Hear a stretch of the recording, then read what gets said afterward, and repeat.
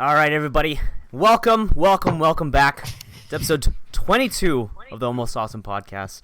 Of course, we got the usual hosts. We got Mark and Matt, the M&Ms, the great M's of the AA podcast. And today, we're adding a third A to our podcast with a special guest, Andrew. Hello. Andrew, thank you for joining us. It means a lot.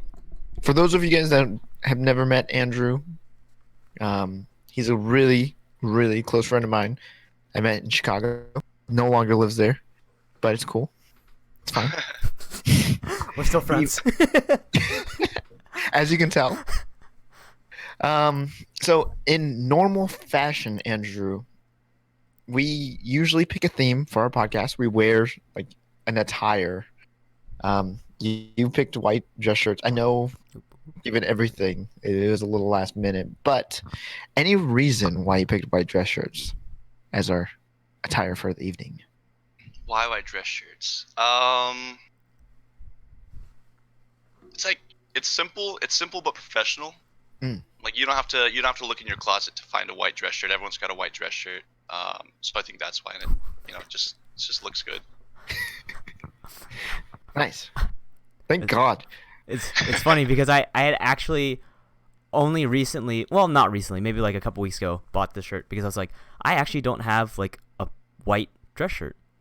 I was like, thank God. Yeah, I was like, thank God. That's one of the few things that I have with me. My other guess, Andrew, I was kind of hoping you were going to say blazers because you have your nice blazer there. And That's you true. talked I about don't know it. where it is here. That was what I told Mark. Was like, what are we wearing today? I was like, I bet you it's blazers, but I'm not sure. But white shirts works too. Yeah. All right. So we've been trying this new thing with the podcast where me and Mark take turns and like do a Twitter poll. And it's supposed to, kind of get the audience engaged, kind of give them a taste of the stuff we're going to talk about and see what other people kind of think. So I tried my hand at a Twitter poll this last weekend. And Mark, I don't know, maybe I'm a scrub. Maybe you can see who voted and who didn't vote. But I couldn't. And Andrew, I don't think you have Twitter. But I'll tell you guys what my question was. My question was, when meeting new people, do you focus on getting to know people, or do you focus more on sharing who you are to the people you're trying to meet? So I'll tell you guys the results of the Twitter poll. Truth be told, it must have been a bad question, or all of my friends are the same. 100% of the people said they focus on getting to know the person, which makes sense. I mean, it makes a lot of sense.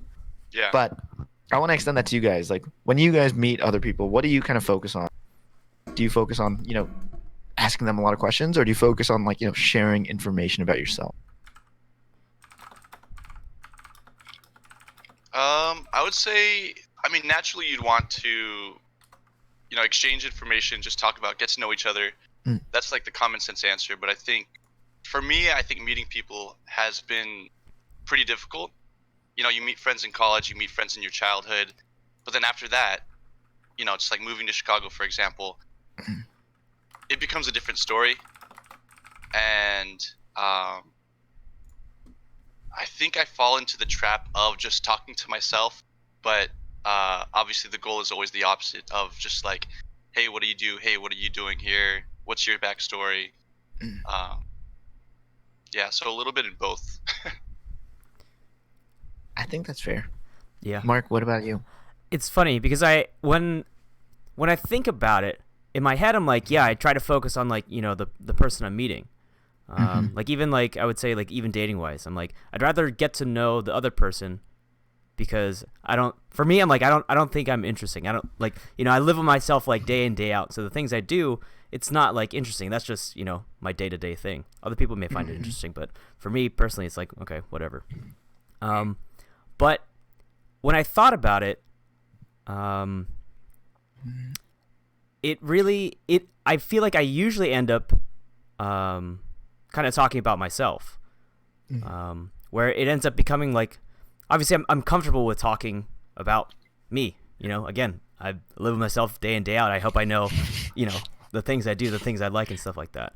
But that in itself opens up the conversation to, oh, what do you like to do? What do you do on like, your days off and stuff like that. So I think for me, my go-to is like, I'll stay in the comfort zone of like talking about me in hopes that it opens you up. Like, it's almost just like, hey, here's something to talk about that I know well. And then, maybe you can share something that relates to it. Yeah. I feel like, oh, go ahead. or like I think part of what I realized while living in Chicago is that, yeah, I do that a lot, but I think the way of getting over that, and I probably only really thought about this in like the past couple months, is just, pausing for a while and not just going because you want to fill up the silence and you end up talking about yourself or whatever. You got to be more mindful in your conversation. But, that's a work in progress for me. But I think that's one of the ways to get out of that trap. Not that it's a bad thing, but it's just like, if you're making new friends and you want to get to know them, then you can't just be like I've been doing, talking about myself. Well, I feel like, I think you're both right. And I think, with everything, there's like a balance to it, right? You can't spend the whole time asking them questions. And at the same time, you kind of expect them to ask you questions too and hope like they want to get to know you. I feel like that's kind of the balance you have to strike. But I love what you mentioned, Andrew, because it kind of ties to why I wanted to ask this question, was because, like I mentioned when we first started, it was really cool because me and you moved to Chicago around the same time. We like had to go through this whole meeting new people thing. So like I want to like dig a little bit deeper into this question, which I think would be cool. Is like, when me and you first met, Andrew, do you remember what like your initial thoughts were? Do you feel like you spent a lot more time talking about yourself? What was it that like you liked, all that kind of stuff? I think when we first met, I was just focused on the sheer coincidence of us both being out of Chicago, out of the Midwest, not really knowing anyone in the Midwest. I think your arrival date and my arrival date was apart, or like 1 month apart or something. And I think we had a pretty good amount of things in common. We were talking about, I don't know, we were talking about Bliss. Oh, we were talking about World of Warcraft. But it was just the great connector. Yeah, it was, I don't know. I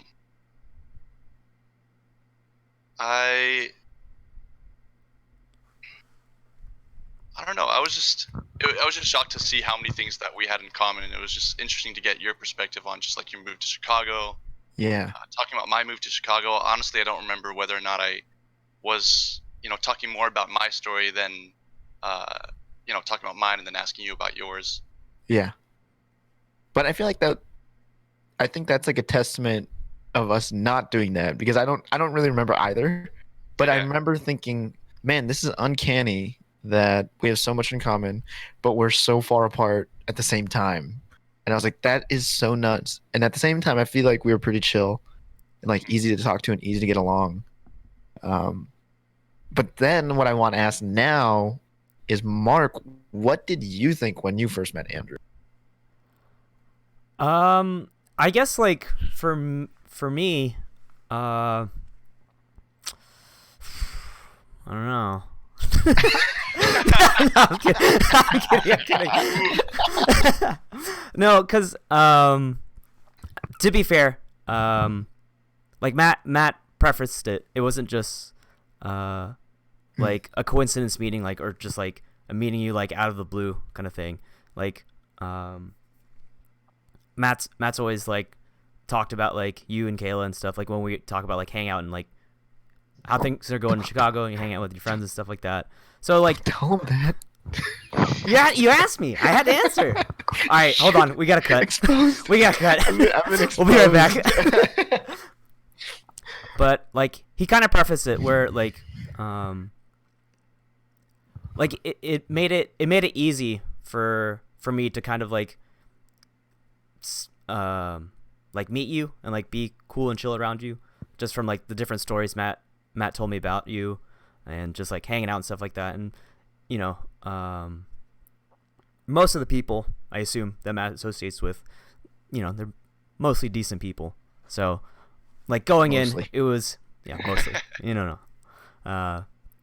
So going in, like it was, I didn't feel too kind of like awkward or like almost out of place.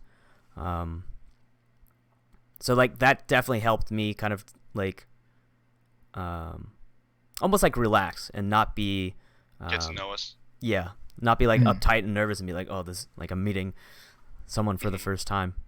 Like even when I think back on it, it almost seemed like, oh, I'm just meeting like old friends.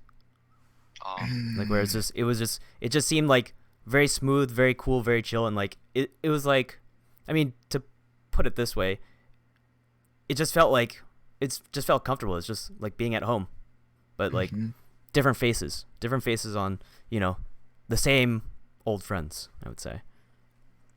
Yeah, I think that's I mean, I can't speak for anyone else that we hung out with, but like I feel like that was one of the bigger qualities that we all share, is that we're all really just chill with each other. We're not trying to, you know, put up a facade or anything. We're, in my opinion, all of us are very genuine, and I don't know, I think that hopefully that helped, you know, hopefully that was the reason, or hopefully that helped with you getting to know us better, hanging out at the bar. Yeah. Oh yeah, for sure. So I have a question, which I think, have you ever been through that experience where you're like meeting friends of a friend and it doesn't feel comfortable and it like almost feels weird, unnatural? Do you feel like that's more of a, you weren't prepped for it enough, or do you feel like it was more of a disconnect, or like you just didn't vibe with that person? I think it's the latter. I think it's just feeling, you know, whether or not you vibe with that person, I think is the biggest thing. Maybe you just need to dig a little bit deeper and, you know, like push through, because you only know so much in your first impression. You know, it takes first impression, hang out a second time, third time, whatever, to really get to know someone. But when I'm meeting a friend of a friend, for sure, I psych myself out with just like, oh man, they're talking about sports. I don't know anything about sports. They're talking about this. I don't know anything about this. I'm like, how do I chime in? I'm just listening, and now I'm in this like weird. I'm psyching myself, you know, putting myself into this weird position. I hate that feeling. Do you ever feel that way, Mark? Yeah, for sure.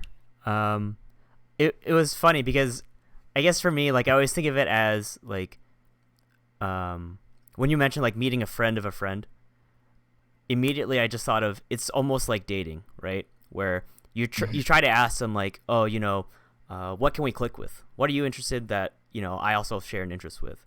And sometimes it's just like shooting in the dark a bit, right? And you just hope that something connects. And unfortunately, it doesn't always.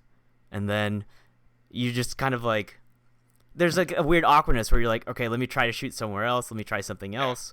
And then, I mean, you know, everybody has different interests. So sometimes it just doesn't mesh. And then there's just like a weird awkwardness where, you know, I guess like your main friend is enough of an adhesive to like bring the two of you together, because the two of you and the friend of the friend don't really have, you know, too much in common with each other. What I think one thing that I admire about people who are able to do this is, like some of my friends that I know are able to really pull it off well, where they may not necessarily have anything in common, but they're able to find something to talk about. It's not always small talk, but they're able to engage them in the conversation. You know, they're only talking about sports. They don't like sports. They're only talking about this. They don't like this, but they're still able to be outwardly, I don't know, friendly. I guess friendly is the right word, where they're able to like carry on that conversation, set a good first impression and not just be like dead silent and just nodding your head in the background when the other two people are talking. Mm-hmm.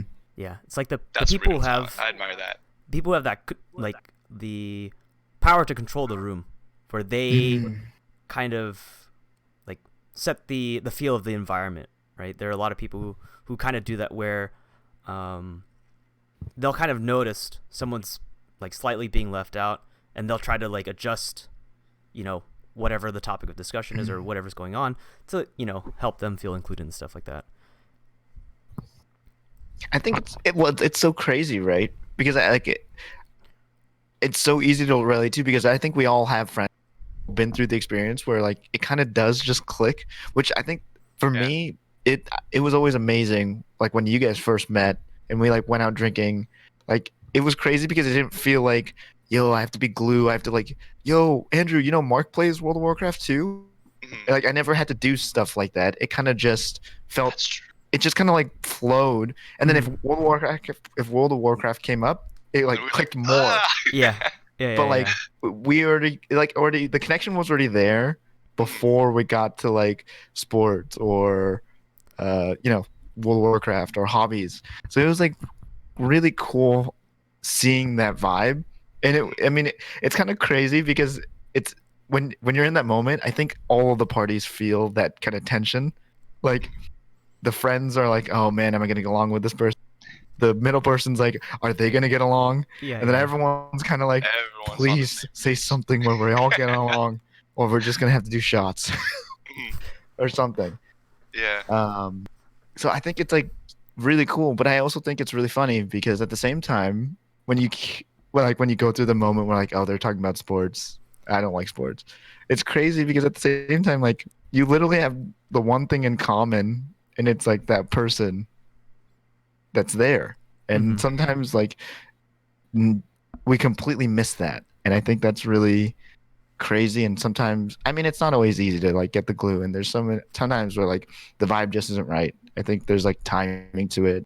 There's environment. There's like, maybe you had a bad day. Maybe they had a good day. Sometimes you don't just mesh, but sometimes you get lucky too.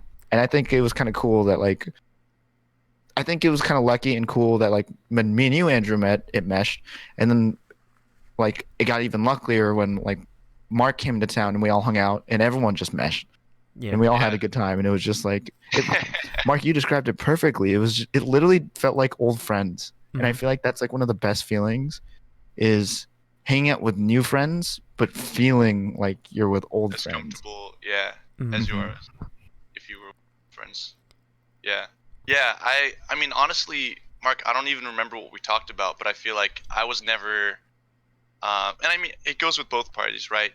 Both parties have to be, I don't know if I would want to use the word unguarded, but just genuine to a certain degree, where just like you could talk about random stuff and just feel comfortable with it. I feel like a lot of time, you're just, we're psyching ourselves out, but like I said, I don't remember what we talked about, but it was still like I didn't feel any pressure at all. Don't worry. And then I was just rewatching some of the videos of when we were hanging out, and it was so fun. It was hilarious. There are videos? I think you're making a 3-pointer. Oh shit. Yeah. For me, it's like such an iconic memory where you're like, if I make this shot, I'll finish the bottle or something, and then you like completely miss or something. It's like oh god, yeah. But it's like funny because it's set up like, oh shit, he's gonna make it. But I think it's it is cool that like sometimes you do just vibe, and I love that feeling. But I want to ask a question that I think like retrospect, like it takes some reflection to really answer this. And it kind of sounds like a kind of question where you would read on like a BuzzFeed article or a Facebook quiz or something. But if you guys could, what do you guys think is the like most important thing to get to know about somebody when you first meet them? Get to know about somebody. So like a quality or a fact or a value. You know what I mean? Like the very first thing I want to know about somebody is just like their backstory. Like, where are you from? Like, for example, if I meet someone in Chicago, I'm like, hey, are you from Chicago? How long have you lived here? What brought you over here? That sort of thing. And then after that, probably just interest. So, what are you into? What do you like to do for fun? So why do you think the backstory is important? Personally, I think it's more of a personal preference. I think it's just interesting to know. You know what I mean? I feel like you can understand a person. You could ask those hard-hitting questions, but no one's probably going to ask that the first time they meet someone. But if you ask them where their backstory is, I feel like you get a special insight into something beyond just the small talk of, hey, what are you into? Hey, what do you do for work? Hey, what are your, I don't know, food recommendations around town? But you're like, hey, where are you from? Like, where did you grow up? Well, maybe not that, but like, where are you from? What brought you here? That sort of stuff. And I think that especially applies to Chicago because so many people, I'm sure, Matt knows, so many people in Chicago are not from Chicago. A lot of people are implants, so it's always interesting to know where they came from, whether it's Michigan, Wisconsin, or Florida or California. I love that too. I mean, for me, I love hearing about why they got to Chicago because I think you get a lot of variance in that. Like someone will sometimes just say, "Oh, I just moved here because of work," and then you're like, "Oh, okay."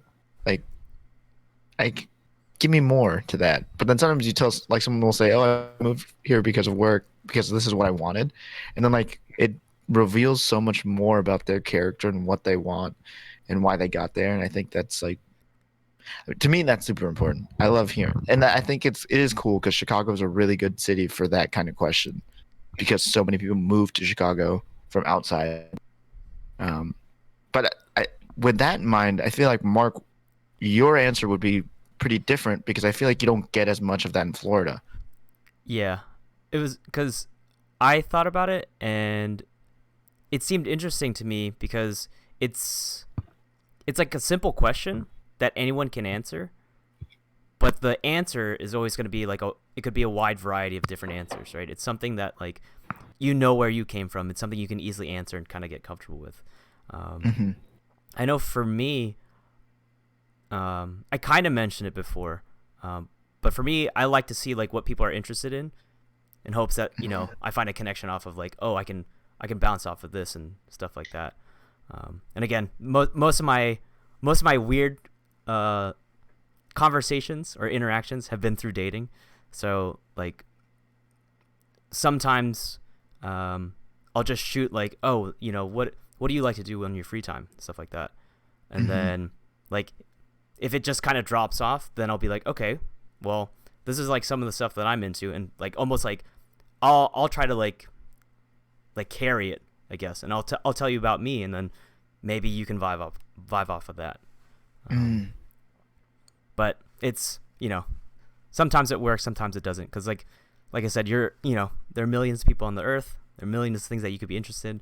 You're not always gonna mesh well, so yeah, I feel like I'm a pretty shy person. I'm not extroverted by any means, and I think that had I not moved to Chicago, I feel like I wouldn't be asking those sort of questions. I wouldn't even be meeting new people. I'd be hanging out with the people, that I know and love, but I've known them since 6th grade, 7th grade, 8th grade. We grew up in the same place. So not to make a plug on, working abroad or going abroad or traveling for an extended period of time, but doing that sort of thing brings on just like a whole new challenge, but I feel like people can really grow from it, whether or not it's, some random thing or just meeting people, putting yourself outside that comfort zone, which I, for one, am like deep in, before I left for Chicago, just, the people I know were the people I hung out with and I stuck with. I never went out to, mixers or meetup events, which I used a lot when I went to Chicago, trying to meet new people. Yeah. So it's an interesting experience for sure. I know me and Matt have talked about it. I'm not sure if we've mentioned it on the podcast before, but we were talking about just having the need to go out and be social and meet new people. Like, for example, for me, like I've lived in Orlando pretty much my entire life. You know, I hang out with the same people. I'm not saying they're bad people. If they were, then I wouldn't be hanging out with them. But, you know, I just, you know, it's just comfortable. It's cool just hanging out with the same people, and we vibe. Like, why am I not going to hang out with them? So for me, there isn't a need for me to go out and extend that circle of friends. Like I already have that community that I'm comfortable in. So I don't need to like put myself into an uncomfortable situation, meet new people, and risk that unless it's dating, and then it's the same thing. But I completely get that, Mark, but at the same time I think it's really crazy because like I feel like when I moved to Chicago, me and Andrew, correct me if I'm wrong, but I imagine we both felt the same way, where we went through the whole life cycle of that friendship dynamic of like going out there and being uncomfortable, then making really good friends, then going out less because we have that really close group of friends. And then it was like, why even put myself in uncomfortable situations again anymore and like risk it? But then at the same time, it's a crazy catch-22 because if I never did that, I would have never met you, Andrew. But still, I was like, but now I already met him. Let me just hang out with him all the time. Yeah, I would agree with that a lot, actually. I think that we did go through the cycle of just like, I remember, you know, not to make this into like a, you know, reminiscent, nostalgic podcast episode or anything like that, but like the first 3 months I remember going out a lot, different places in River North, West Loop, you know, all that sort of stuff, different AAC and events, a meetup group, and then I think we got a little bit relaxed, didn't hang out or didn't go out as much, didn't meet people at the same time through these events, which I think we were sort of doing in the beginning part, going to ACE and events like that. And then once we had a core group of friends, it was like, even when we would go out to these events, we would stick to what's comfortable, even though it's just, it's literally 3 people, you know, and then we just hang out all night, with the same group, as opposed to just, you know, like, okay guys, let's scatter, let's meet some cool people. You know, we're all relatively new to the city. Well, it's funny because like Mark, when you met Andrew, we met at a meetup event. Yeah. Like it was actually a meetup event, but literally when we were there, it was just us 4. But it was still fun as hell. It was fun. Yeah, I think that's what you win.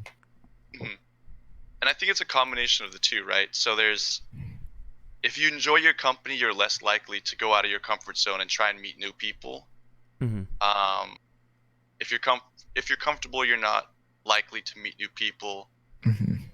But I think that just like moving to Chicago and, you know, meeting you, Matt, like if you don't put yourself in those uncomfortable situations, then you don't know what you miss out on.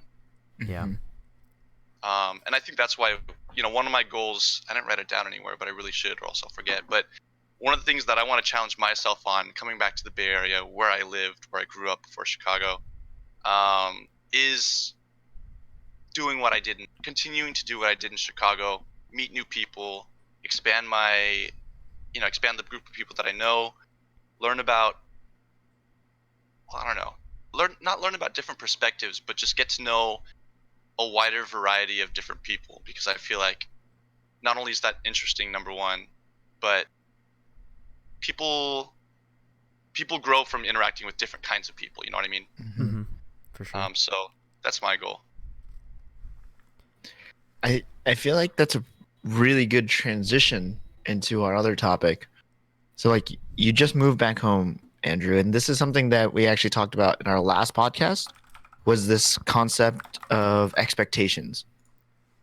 So at the same time, I think it's amazing that you went back home. I think it's going to be like a really cool experience. And it's awesome that you already have goals. Like you already have an idea of what you want to accomplish there. I think that's huge. It's not like you just went back home because you couldn't make it in Chicago. You like went back home because you wanted to do stuff. And I think that means a lot. It like says a lot about you as a person. But at the same time, I think coming back home, you get a lot of expectations, or at least I can imagine you feel like there's expectations on you to change, on you to, you know, be a different person. Do you What'd you feel learn? that? Yeah. How are you different? How did it change How you? did Chicago change your life? Yeah. I Are you a felt whole that a different lot. Andrew now? Mhm. Yeah, I got that a lot. So I studied abroad in Japan for a year from 20, was it 15 to 16 or 14 to 15? But my second year out of college, I studied for a year in Japan teaching English. Coming back from that, which I also only did for 1 year, they were like, oh, "So how are you different? Oh man, are you a changed man?" Like, I haven't really gotten that or had any questions come up to me leading up to my arrival back to the Bay Area about, "Hey, what'd you learn? Hey, how are you different? Do you feel this way or that way?" Mhm. Um, I think at this point it's more of just like an internal question of just like Andrew, how do you want to be? Like, what did you take from Chicago? How are you going to be different?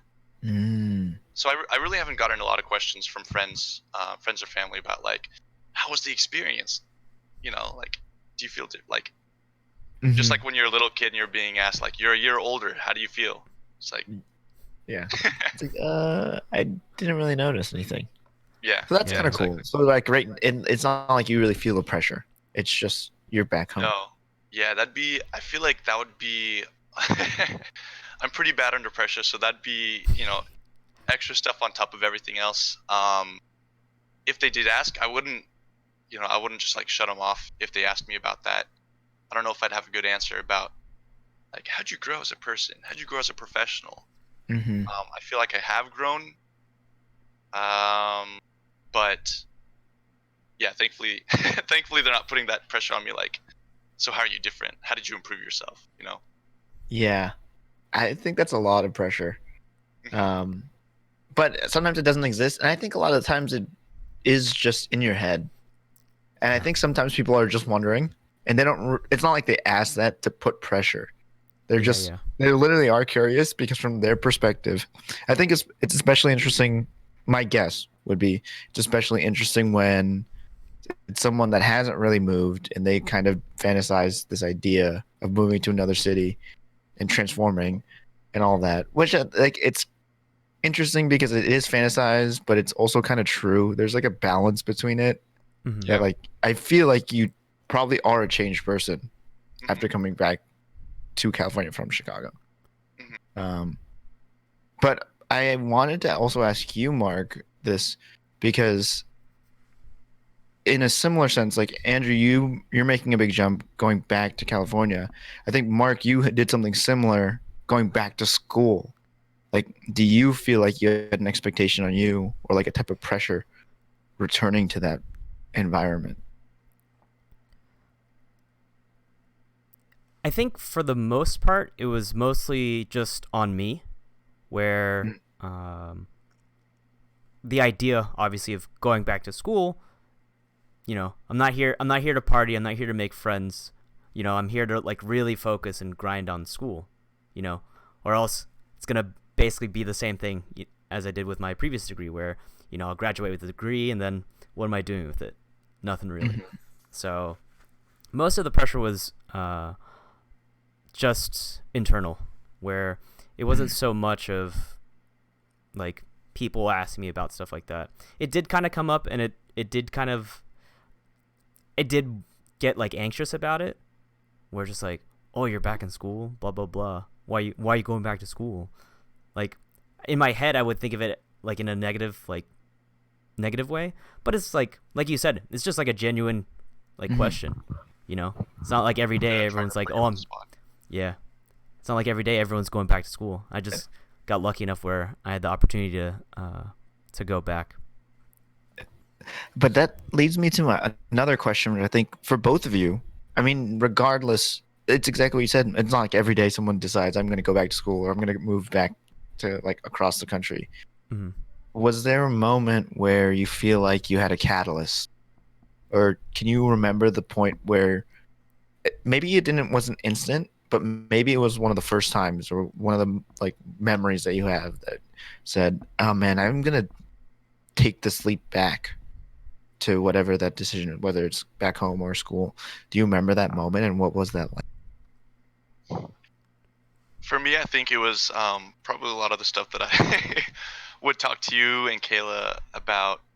Um, just the whole dynamic. So I stayed in a corporate apartment. My company wanted me to move to Chicago, build out a research team that I managed for a year. And in that corporate apartment, which it was 2 bedrooms, and I would be host to a second coworker, um, which was an interesting dynamic because, like I said, I'm not very extroverted. I like my own personal space. The apartment doors didn't lock; they were sliding, opaque, colored colored doors. So I think the one of the two things that pushed me to come back home from Chicago was, um, oddly enough, the benefit that pulled me to Chicago. So going to Chicago, the kicker was, hey, we need you to interview, recruit, and build out this research team, but we're also going to sweeten the deal. You're not going to pay rent, which is, unbelievably, it's a really fortunate deal that I was able to take advantage of. But um, you know, they would pay for my housing, and pretty much that's what sent me out. But in the end, one of the 2 points that brought me back was the maybe mental exhaustion of just like having to interact with all these coworkers all the time. None of them were bad people at all. Just, I liked a lot of them, but the fact that I was just always there, always, always on, always interacting with coworkers. I couldn't just, walk around in my boxers or something like that, or just like get drunk and blast music or something. I have to respect their space too. And so that brought a whole weird dynamic where, Matt, I think you remember this, where I started referring to myself as the groundskeeper more than more than more than just like this employee who has been granted this great opportunity of having a 2 bedroom apartment that he doesn't have to pay rent for. So having to always be on was one of the huge parts that pushed me back. But also, that was my personal reason. The other majority reason would be just opportunities. So I'm a research manager. I started as a research analyst. I want to learn more. I'm not a programmer. Like I don't know Python or anything like that. But there's just a lot more opportunities for me in the Bay Area. I'm not at that point where I'm ready to stick with one company for the long term. And I'm in my late 20s now, so I want to keep trying new things out. Crossing my fingers, no coworkers are watching. But no, almost all the people that I work with already know my viewpoint on this. But I still want to try a lot of different things, not set myself to one thing. And there's just more opportunities in the Bay Area where I could continue to learn and grow professionally. That while there were opportunities in Chicago, there weren't nearly as many as there would be back in the Bay Area. So my move back was professional and also just being mentally exhausted from being a host. There were obviously other reasons as well, but I think those were the first two that came to mind for me. Nice. That really resonates with me, like especially now that I feel like I really get it, because like even though you're out of work, being around coworkers where, especially ones that you don't know, which I think happened a lot at your place, like you knew them, but you weren't like homies with them. They weren't like your team. Exactly. They weren't the people that you get drinks with often. And even when you did, it felt still like a work drink event, not like a meetup event, or not like a hang out with an old friend thing. And I completely get how that is really exhausting, how it's got to be if you live there and you like your only escape is an opaque door where they can kind of see you anyways. Like, hear my alarm when it would ring in the morning. Yeah, it was that bad. And I can imagine how that kind of fun time. The beauty of it has a dark side that there's no way I can't imagine expecting that Yeah. like when you first hear the deal. Mhm. It probably is like, holy crap, this is amazing. Sign But it's like me a up. fact Let's you'd go. never Yeah, yeah. never consider. So, Yeah. Mark, what about you? Did you have a catalyst moment where you were like, man, I gotta get back to school? For sure. It was definitely, like you said, Andrew, it was a mix of like two different things, just where it was more professionally and like personally. So prior to going back to school, I had worked. I was a Disney photographer. The reason why I do this, I have my air quotes, is I did photos for their program called PhotoPass, but it wasn't like on like actual Disney property. It's like on the Coca-Cola store. So I did photos for them, and it was kind of cool. Where it's just like, okay, I'm like using my hobby and getting paid for it, right? Taking pictures of people. It's not like I'm taking like super cool, exquisite pictures and stuff like that. It's just like taking pictures of like guests coming in with the polar bear against a green screen. Yeah. And it's very strict on like, this is how you're supposed to shoot. You do this. The most creativity you do is like different poses with the bear. Mm-hmm. And it was kind of fun for a little bit. I was like, okay, cool. I get to handle like cool equipment that I've never used before, and like having to like go through the entire thing of like the green screen and like even editing the photos and stuff like that. It was interesting. But after a while, I got sucked into that Disney mindset where if you go in having a bad day, you can't really show it. You still have to go in there. You have to grin and bear it, really smile, and like be happy, presentable. You have to like almost be at 150% all the time. Yeah. And there are times where I'm just like I can't do it. Not just because I was hungover, which happened plenty of times. And I warned everybody, I'm like, hey, if things seem kind of off, it's because I'm kind of hungover. But at like some point, I just had like a mental break where it's just like, I'm just tired. I can't do this, and I can't show that. Like, hey, like, can I like just walk away for like 10, 15 minutes, like catch my breath, and then like recoup, come back. Unfortunately, we didn't have enough workers where you could just like easily tag out. So at that point, I was just like, okay, I can't be stuck here doing this. If I'm just gonna like almost have like a mental breakdown, I need to stop. So that was for me personally, and then professionally, it was kind of sort of the same deal. Where it's like, I realized working there, yes, I'm doing, like I'm pursuing my hobby. I would say, like learning more about like using the cameras, better editing photos, whether it's with like better skill and precision and speed. But at some point, I guess it's because it's mostly a sales position. I was like, I don't like sales. Like, I can't sell something if I don't really like believe in it. And especially, I mean, because we're on Disney property, everything's gonna be like very overpriced. So like as a salesperson, like it's hard for me to like convince you, hey, buy this photo for like $30. It's like extra. It's like, buy this photo for $30. Yeah. It's like, hey, this photo looks really good, and you guys look really great, and you guys, you can take home this memory, but it's like $45. And it's like, oh my god, it was just very tough to do, and like even they had like certain deals where I could be like, okay, if you do this and this, they'll cut the price by like $10. You'll get like be like maybe like push the needle. Yeah, and it's just like it's tough, just like because obviously the sales are what's important, like. Yeah, we can take as many photos as we want, and that's cool. But if we don't sell any, the job isn't going to be sustainable. I feel like that would probably, I mean, like kind of ruin the passion, right? You're trying to push the dollar instead of just enjoying taking pictures and, doing what you enjoy. Exactly. And like after, like, once I came to that realization, I was like, okay, this is killing photography for me, because even like outside, if I were to do like freelance stuff, it's kind of sort of the same thing, except I don't have to deal with like Disney pricing, so it's a little bit more like I could set my own pricing, so it'd be more reasonable. But even then, it was tough because like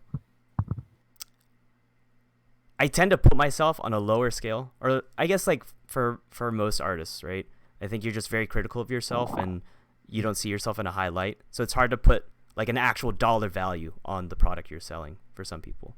I know for me, I feel like I would just end up underselling myself because I'm just not that confident about it. So after coming to that, I was like, okay, maybe this isn't like the best path for me to choose. So I was like, all right, let's go. Let's start it back. Let's go back to school. Let's go for something a little bit more standard practice, and let's become an engineer. We'll see where it goes. Yeah, I think even making that step is like a step that not a lot of people can take too, because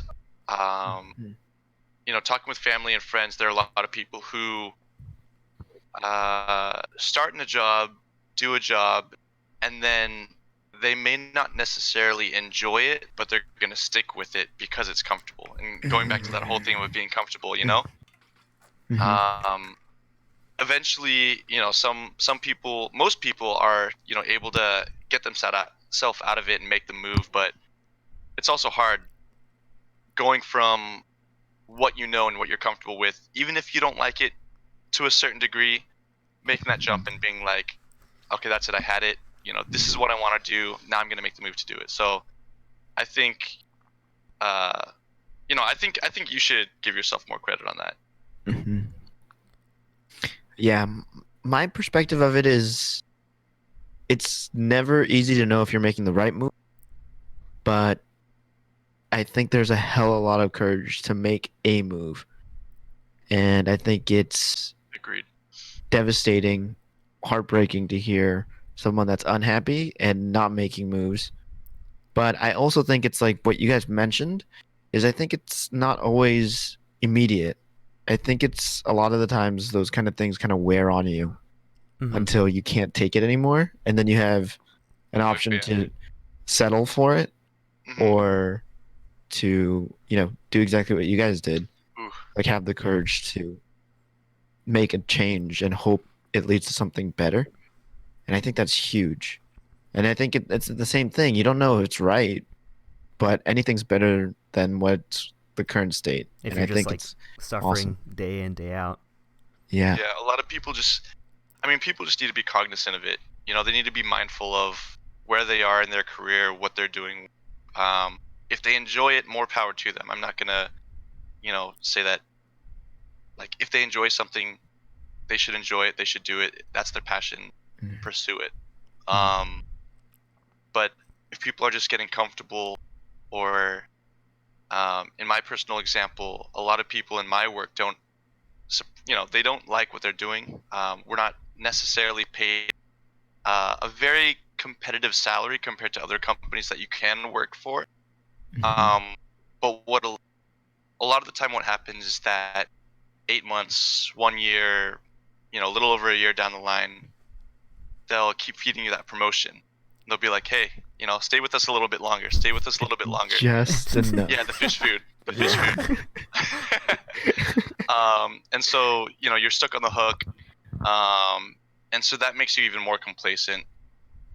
Being like, oh yeah, you know, like this past year has been total shit, but now I got a promotion for 5, you know, 10, whatever percentage, 20, whatever it is. And you're like, they must know that's the amount where you're just like, okay, let's see it through a little bit longer.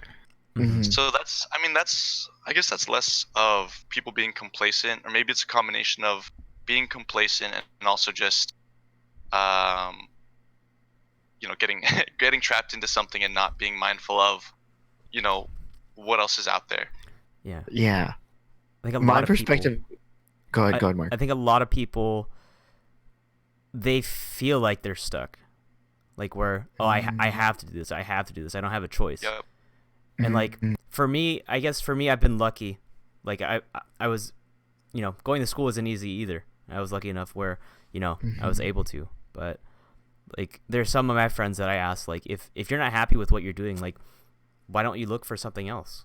I mean, no one's stopping you from like literally just looking at jobs, right? And just see what else is, like, at least I'm not telling you just quit your job right now and then, you know, go frolic in a field. You know, that's not realistic. You know, But if you're unhappy doing whatever you're doing day in, day out, like you're just suffering, man. And it's not going to be good for you. At least like try to find something to ease the troubles of day-to-day life, you know? Mm-hmm. I think there was something else I was going to mention, but the other thing I wanted to mention was just in general, always be mindful of how you're growing in your career, right? Like just picture it as a graph. If you're growing, learning more things, being challenged at work, doing whatever, wage is important, but I feel like what you learn from whatever job you're doing, I mean, that's why internships exist. Like if you're learning more, it's justified that you would want to stay with the job. But as soon as and I got a lot of this from my older brother, but as soon as you plateau, and a lot of us are really young in our careers. When you get to that point of plateauing, start thinking about just having a change of pace. Start changing your, maybe not your job, but just start changing something. Take a course or whatever. Mm-hmm. A lot of people get trapped by that. Because that's exactly how working out is.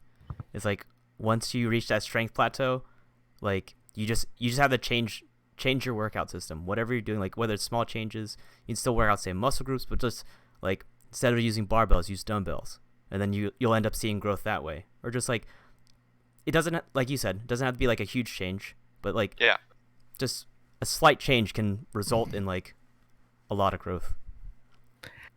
I think it's that very concept though that allows people to. I think it's a catch-22 because like Andrew, what you were describing, I think is similar, where he mentioned like the fish food. Mm-hmm. I think there's certain times when people think that something is a change in the right direction. Oh yeah. And they're like, oh, this is enough to break me out of a plateau because I'm plateauing here, but 10% raise. Mm-hmm. Oh, but really, this isn't the direction you want to keep going. You want to be going this way. Mm-hmm. And I think you take I think that's what's interesting. Yeah. Because it isn't change in general. It's like there's certain directions you can go, as I guess the way I want to put it. But I think it's hard to realize that. But I think eventually, I mean, I hope. Sometimes people do. Sometimes they don't realize like the change is the wrong way. Yeah.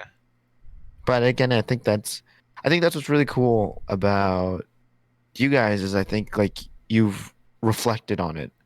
I think it also speaks volumes that you can talk about the moment or the things that made you unhappy in such a level of detail. Because I think a lot of people complain a lot but don't realize why they're unhappy. And I think that's also an issue. Because then I think it's the same reason why there's certain times where people aren't sure what kind of change they need. They're just fishing for change and hope that it's the right thing. And they'll take a 5% raise because they're not sure why they're unhappy. They just are and are hoping something will magically fix it. Mm-hmm. Yeah, and that reminded me of the other point that I was thinking of, which was like in anything that you do, it's going to take a certain level of grit. And painfully, this is like a quote from a book that our company wanted us to read. Wait, did you read it? I mean, I read like the first chapter. I read the back. That counts, right? But just, especially in the Bay Area when there's so many different opportunities that'll pay you $5,000, $10,000, $15,000 more than what you're currently being paid. There's a concept of just like the grass is always greener. And you need to be smart about taking that next step because it might lead you in the wrong direction that you want to go. And it also might be the case that you're just, especially, much respect to the people that I hired who are all recent graduates, but a lot of what recent graduates complain about in their first year of work is like, man, I'm not getting paid enough, or man, I'm, X, Y, or Z. Mm-hmm. But they're so young in their career, and they have to realize that they have to work a little bit hard, a a little bit harder than they think they need to get to what that next checkpoint needs to be for them to advance their career. So I think that's what I think a lot of people also fall prey to, is just being too quick to complain about the current circumstances instead of just working hard, pushing through it. I mean, that's my own personal belief. If you work hard, what you deliver is really going to show to your superiors, and that's going to, be brilliant for wherever you want to take your career next. But some people just complain for the sake of complaining. There's nothing productive coming out of it. They're saying, I don't get paid enough, so what are you going to do about it? Are you going to work harder to show that you deserve a higher pay? Or, I don't know. Yeah, I think that's funny that, like, with that statement, when people are like, oh, I'm not being paid enough to do this job, so I'm going to do a shitty job now. And it's just like, well, that's not how you're going to get paid more, right? No, you sabotage yourself. Yeah. Yeah. Well, it's kind of crazy, but it's already 9:59. We are about at that time. I want to say thank you, Andrew, for coming on. Thank you for, sharing a piece of you in this. Thank you for, I know you just moved. You probably have a lot of stuff to do and figure out, but again, you got to find a bed, man. I got to find a bed. I got to unpack this beast. I put all my clothes into one oversized, overweight baggage. Anyways, I'll stop derailing. Go on. I appreciate you coming on, especially given the context. Yeah. Super grateful, man. Thanks for having me. It was good catching up with you, Mark. Yeah, man. Good catching up with you, Matt. It's been such a long time. Yeah, no, thanks for having me. This was a fun conversation. Yeah. I enjoyed it. Mark, I know you usually do the conclusion honors, or pre-conclusion. Anything? Yeah. So for those of you guys who are tuning in, thank you guys for tuning in on Twitch and stuff. I'm sorry that the YouTube link wasn't working. I'll try to figure that out. I'll test it on my own time on like a different channel. Hopefully I get it up and running. But worst case, we'll just make like a full switch to YouTube. So unfortunately, no more Twitch emotes. I don't think you can use Twitch emotes on YouTube chats, but we'll find out. We'll find out together. But again, Andrew, thank you for giving us your time and coming through, talking with us. It was a lot of fun. Don't forget to follow us on Instagram. That's at AlmostAwesome_IG. We'll post like little tidbits of like whether it's clips from the podcast, little quotes to hopefully get you guys started on the right foot, whether it's a Monday morning and you just don't want to get up for work, or it's Wednesday, it's hump day, you need something to help you trek through the rest of the week. What else is there? We are still looking for mods, like whether for like being in chat, doing clips for the podcast to try to deliver the best quality show that we can for you guys. So if anyone in chat or watching the VOD or the video later has any interest, you can always DM me at PirateLolo 514 on Twitter, and then we'll get to talking. But I think that's about it. Andrew, I don't know if Matt told you about it, or I got a couple things. Okay. In classic fashion, I will explain the conclusion for everybody, just in case. But Andrew, one thing we do ask all of our guests before we close out is, if you could have someone be on the podcast, who would you like to see? Who do you think would be interesting to be part of the podcast? Ooh, how many mutual friends do we have? You could say Mark. Matt. I want Matt to be the guest. Flip it around. Tough call. We'll see if I can. We'll see if I can get in touch with him. Pretty big schedule on Mondays. No, that's a tough question.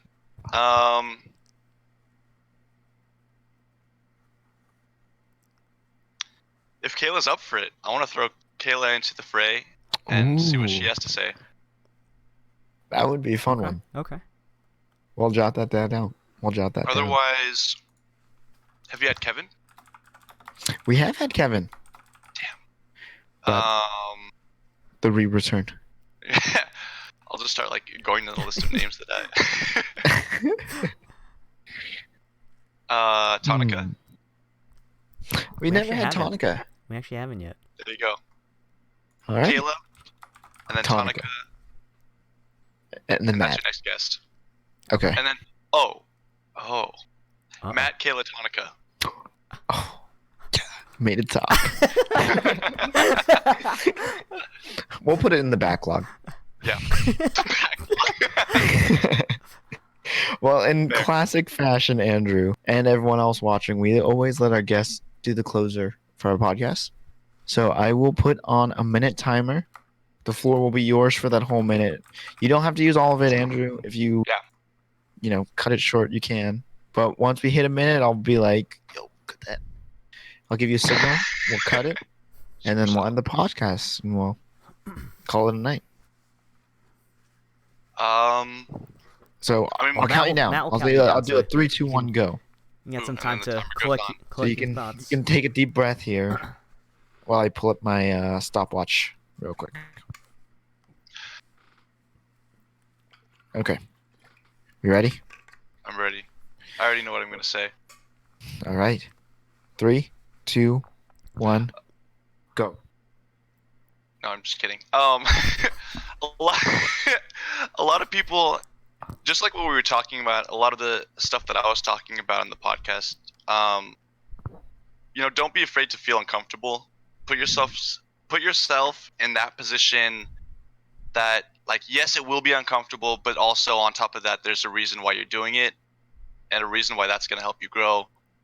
And also don't stick to, no shade to anyone who's born and raised and stayed in the same place all their life, because there's a lot of growing you could do there.